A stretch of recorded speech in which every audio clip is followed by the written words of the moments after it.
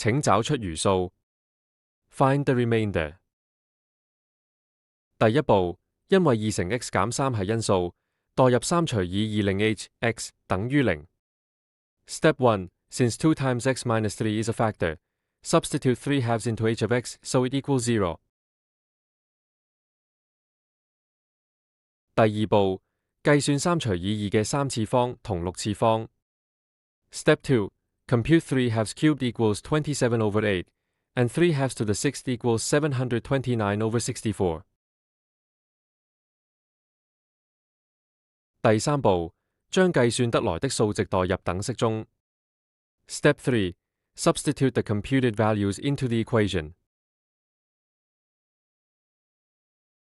第三步驟，整理等式。Step 3 continued.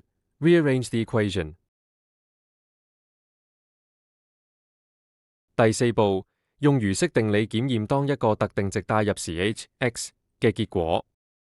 Step 4. Apply the remainder theorem to determine h(x) when a specific value is substituted。第五步，運用之前得到嘅關係公式，求出 h(x) 嘅最終值。Step 5. Using the previously derived relation, compute the final value of h(x)。得出最終答案。Final answer, Option A。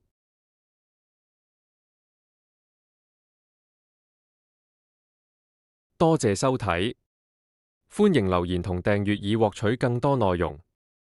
Thank you for watching. Please comment and subscribe for more content.